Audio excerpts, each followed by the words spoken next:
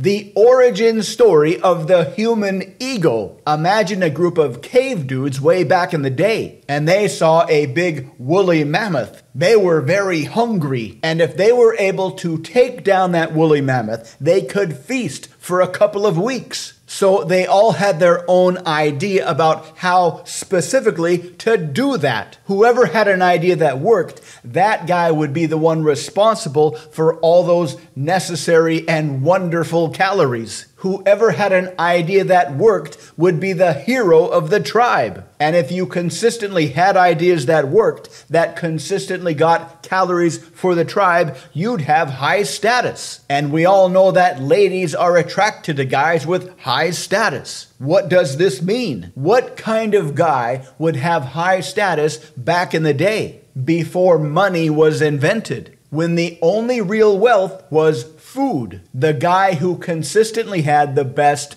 hunting plans. The guy who presented his hunting plans the most persuasively. The guy who, because of his consistently good hunting plans, called the shots every time the team went out to take down a big animal. The quarterback of the hunting team. The guy who could assert his opinion more strongly than everybody else. And that guy, because of his high status, would father most of the children of the next generation. One way to describe this process would be that every generation of humans was produced by the winner of the previous generation's status contest. And how do you win a status contest? By being able to assert why your ideas are better than everybody else's ideas. By allowing your ego to drive you more strongly than their egos. This is why our egos are so incredibly strong today. This is why nearly every conversation is an ego contest, a frame battle. When there is a specific outcome, the contest is to see who's got the best idea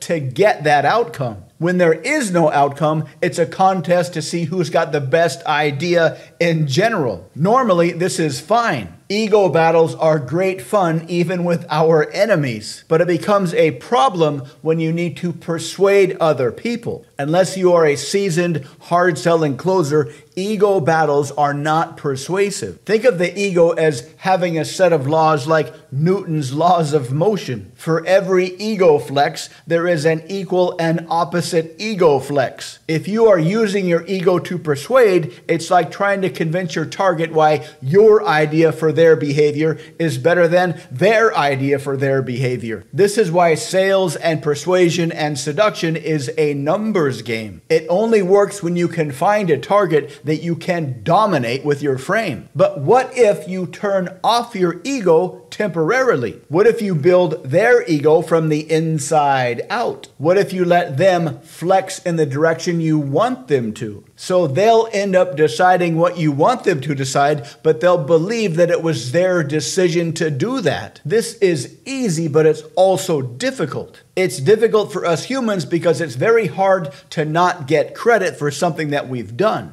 But it's very easy in that there is no pressure. There's no hard sell, there's no relentless closing, and if you flex their ego in the right direction, you can pre-frame any objections. And it feels really good from their perspective. Very rarely do we get to flex our ego without the law of ego flexes coming into play. Every time we flex our ego or our opinion, there's somebody else that's going to flex back with their ego and their opinion. But if you covertly help them to expand their ego without any resistance from you, it will feel very good for them. A very good feeling that people don't get to feel very often. A good feeling that they will subconsciously associate with you and your ideas. Try this out and see how it works. To learn more about this process, please visit mindpersuasion.com. Check out the links below. And because we make videos almost every day, please subscribe so you can continue to learn more. Let us know what you think in the comments. Thank you for watching.